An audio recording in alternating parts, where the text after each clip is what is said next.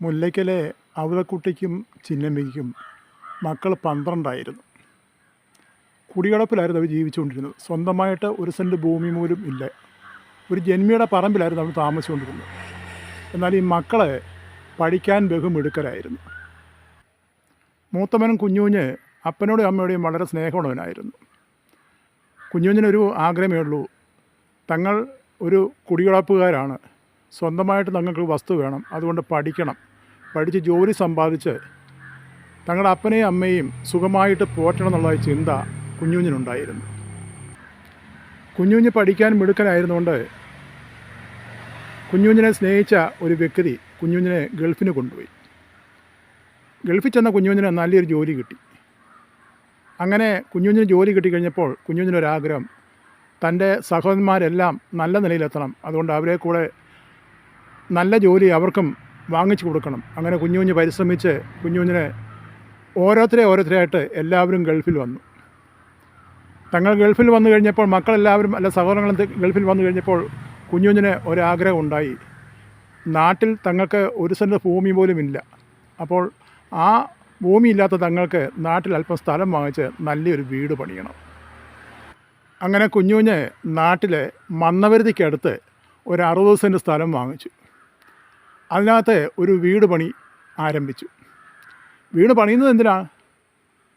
തങ്ങളുടെ അപ്പച്ചനും അമ്മച്ചയും സുഖമായിട്ട് ആ വീട്ടിൽ താമസിക്കണം. ആ ഒറ്റ ആഗ്രഹം മാത്രമേ കുഞ്ഞിനുണ്ടായിരുന്നുള്ളൂ. അങ്ങനെ കുഞ്ഞുഞ്ഞ് പണിത വീടാണ് ഈ കാണുന്നത്. ഏതാണ്ട് 35-40 വർഷമായിട്ട് ഈ വീട് പണിതു. പക്ഷേ ഈ വീട്ടിൽ ഇന്ന് ആരും താമസമില്ല. ആരെക്കൊണ്ട് ഈ വീട്ടിൽ താമസിക്കാൻ സാധിക്കുന്നില്ല. കുഞ്ഞുഞ്ഞും ഭാര്യയും മക്കളും അപ്പനും അമ്മയും എല്ലാം കൂടി ഒരു മാസം പോലും ഇവിടെ താമസിച്ചില്ല. അതിനു മുമ്പ് അവർക്ക് പല പ്രശ്നങ്ങളായി. കാരണം രാത്രിയിൽ ആരൊക്കെയോ വീടിനുള്ളിൽ സംസാരിക്കുന്നത് പോലെ അവർക്ക് തോന്നുക. തന്നെയല്ല, വീട്ടിൽ എവിടെ നോക്കിയാലും പാമ്പിനെ കാണുക. പാമ്പ് ഒരു നേരം പോലും വീട്ടിൽ നിന്ന് മാറുന്നില്ല. അപ്പോൾ ഇത് ദോഷമാണെന്ന് പലരെയും വിശ്വാസമില്ലെങ്കിലും മറ്റുള്ള പ്രേരണ മുഖേന്ദ്രം കുഞ്ഞുഞ്ഞ് പലരും ചെന്ന് കണ്ടു. അവരൊക്കെയും വന്ന് പ്രശ്നങ്ങൾ വെച്ച് നോക്കിയപ്പോൾ പറഞ്ഞു, ഈ വീട് ഇരിക്കുന്ന സ്ഥലം മോശമാണ്, ദോഷമാണെന്ന്. കുഞ്ഞുഞ്ഞിന് വളരെ പ്രയാസമുണ്ടായി. താൻ വളരെ ആഗ്രഹിച്ച് തൻ്റെ അപ്പനെയും അമ്മയും താമസിക്കാൻ വേണ്ടി താൻ കഷ്ടപ്പെട്ട് ഉണ്ടാക്കിയ ഈ വീട്ടിൽ താമസിക്കാനൊക്കത്തില്ലല്ലോ എന്നുള്ളത് ആ ഒരു ചിന്ത കുഞ്ഞുഞ്ഞിന് വല്ലാത്ത വേദനയുണ്ടാക്കി. അങ്ങനെ കുറച്ച് നാൾ ഈ വീട് അടച്ചിട്ടിരുന്നു. അത് കഴിഞ്ഞ് ആർക്കോ വാടകയ്ക്ക് കൊടുത്തു. പക്ഷേ ആ വാടകക്കാർ വന്നപ്പോഴും പ്രശ്നം ഇത് തന്നെയാണ്. രാത്രികാലങ്ങളിൽ എന്തൊക്കെയോ അപശബ്ദങ്ങൾ കേൾക്കുക, രാത്രികാലങ്ങളിൽ ആരെങ്കിലുമൊക്കെ സംസാരിക്കുന്നത് കേൾക്കുക. അത് അവർക്ക് ഭയമായി. ആ താമസിച്ചവർ പറഞ്ഞു, ഇനി ഞങ്ങൾക്ക് വേണ്ടെന്ന് പറഞ്ഞു. ഒരു മാസം കഴിഞ്ഞപ്പോൾ അവരും അവിടുന്ന് മാറി.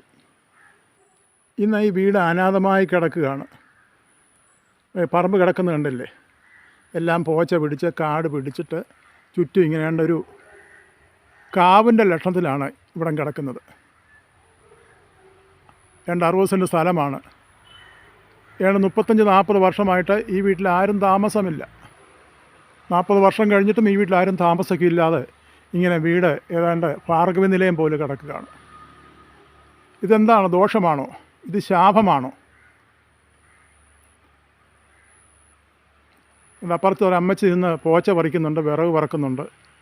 അങ്ങനെ പലരും കന്നുകാലിയെ കിട്ടുകയും ഒക്കെ ചെയ്യുന്ന ഒരവസ്ഥയാണ് ഇപ്പം ഈ പറമ്പിൻ്റെ അവസ്ഥ. വഴിയിറമ്പാണ്, മെയിൻ റോഡ് സൈഡാണ് എന്ന് പറഞ്ഞിട്ടും കാര്യമില്ല. താമസിക്കാൻ കൊള്ളത്തില്ലെങ്കിൽ എന്ത് ചെയ്യാനൊക്കും?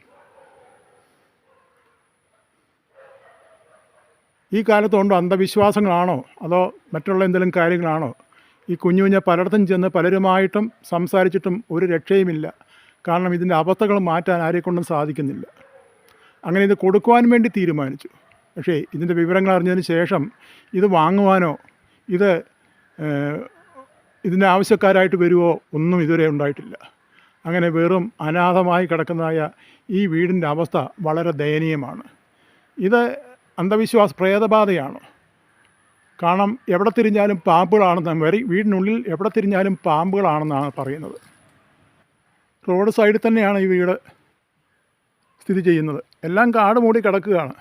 എല്ലാം കാടും കയറി കന്നുകാലിയും കെട്ടി മറ്റുള്ള വിറകും പറക്കി കിടക്കുന്ന സുന്ദരമാകുന്നൊരു വീടിൻ്റെ ഒരു നിൽപ്പ് കണ്ടില്ലേ?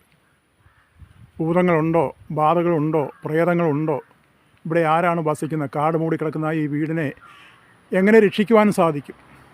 ഇതൊന്നും കൊടുക്കുവാനൊക്കൊന്നുമില്ല, വിൽക്കുവാനൊക്കൊന്നുമില്ല, ഒന്നും ചെയ്യാനും സാധിക്കുന്നില്ല. ഇല്ലാത്തൊരവസ്ഥ എന്ത് ചെയ്യാനൊക്കും?